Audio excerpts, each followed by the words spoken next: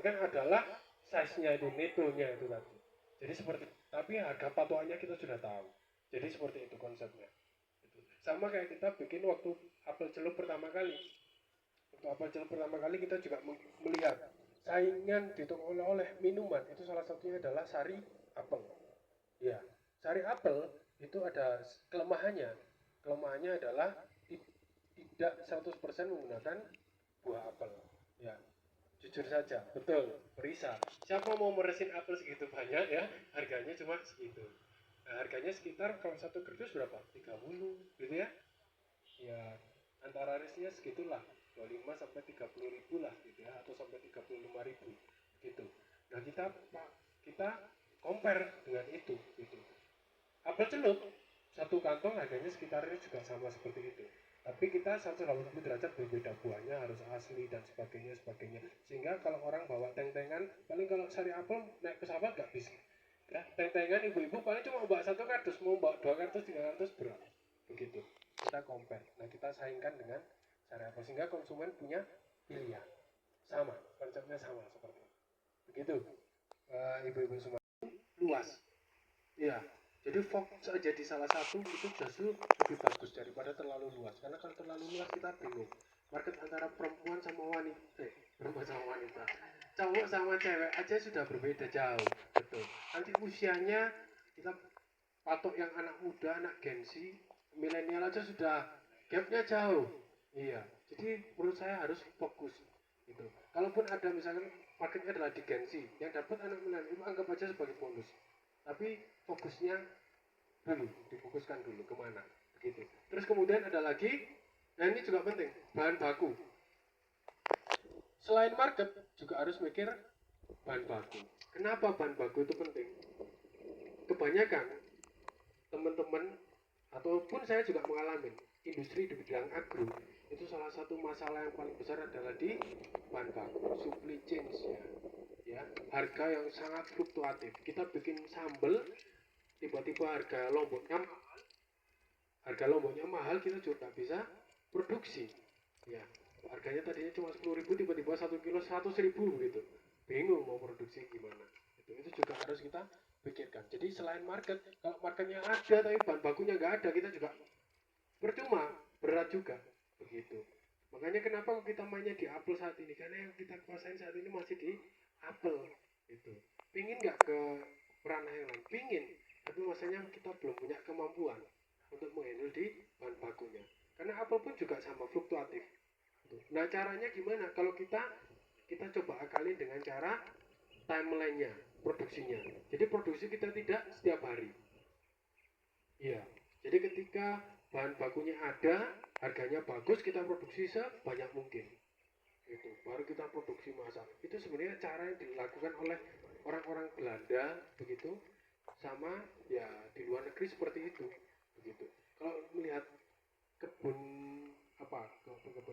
pabrik gula ya, pabrik gula itu kan zaman Belanda sudah ditata tuh, pabriknya di mana gitu ya, kebunnya di mana, irigasinya nanti gimana, jalurnya dari kebun ke pabrik naik apa, kalau zaman dulu ada kereta lori gitu ya, naik lori dan sebagainya. Kalau dipikir-pikir ya lebih efektifan zaman dulu daripada sekarang gitu, karena sudah dikonsep dari awal begitu. Kalau sekarang naik truk, karena dioper dari pickup ke truk, baru naik guling, macet dan sebagainya, justru kosnya lebih tinggi gitu daripada zaman Belanda dulu gitu. Kalau di luar negeri, kenapa bisa nggak?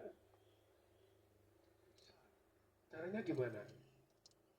Bisa beli resep ya, atau enggak gitu cari orang aja yang bisa masak, selesai. Kemasannya nggak bagus nih, dibikin bagus, bisa nggak? Bisa ya. Caranya gimana? Iya, cari temen yang bisa ngedesain atau konsultan yang bisa selesai urusan. Tapi ternyata katanya beliaunya nggak seperti itu mas, usaha itu gitu ya, katanya nggak gitu. Karena nggak semua orang itu kadang-kadang punya mimpi, punya cita-cita, berani diwujudkan. Nggak semua orang berani memimpin tim. Belum tentu semua orang punya kemampuan untuk punya 10 atau 1.000 karyawan misalkan seperti itu. Dan itu caranya cuma lewat pengalaman dan disiapkan begitu. Terus katanya beliaunya, terus jadi apa namanya jadi pengusaha itu juga harus PD-nya di atas rata-rata begitu katanya. Jadi yang kebetulan yang apa ngasih ngasih apa namanya review seperti itu, evaluasi seperti itu adalah waktu itu direkturnya Coca-Cola, Pak Budisman. Jadi beliaunya itu kemana-mana jam tangannya warna merah, bajunya kemana-mana pakai baju merah begitu. Jadi kalau katanya beliaunya kalau perlu ini kalau apa namanya saya terluka ini ya saya belek gini keluar darahnya itu darahnya bukan bukan darah merah pada umumnya tapi kalau keluar kalau bisa Coca-Cola kalau bisa gitu. Jadi harus benar-benar menjiwai sekali gitu. Gitu. Nanti baru orang lain akan yakin sama produk kita. Kalau kita yang ownernya nggak menjiwai juga nggak bisa begitu. Jadi kalaupun sampai kompetitor itu ibaratnya kalau kompetitornya kan kalau di Coca-Cola Pepsi ya. Oh, gini. Itu kalau bisa sampai ownernya itu pakai mohon maaf katanya pakai celana apa gitu harus tahu lah pokoknya gitu sampai sedetail-detail. Darahnya 1, 2, 3, 4 gitu. Tak nomor berapa kira-kira? 1, 2, 3, 4. Tak berapa? Biasanya apa? Oke, soalnya datang ada lagi.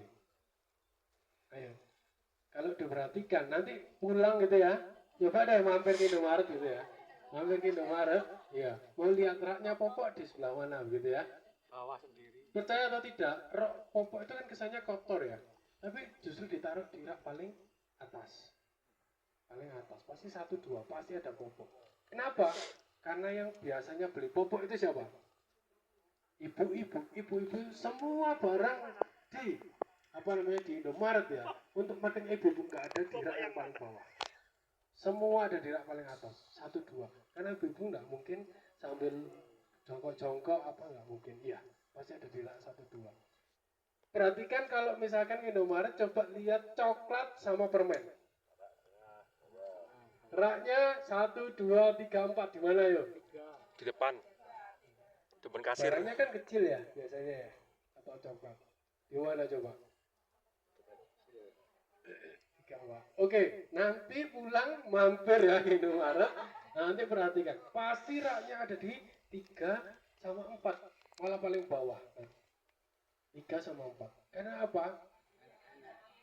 Iya, makanya adalah anak kecil. Bahkan kalau di kasir, itu kan depannya kasir pasti ada ya.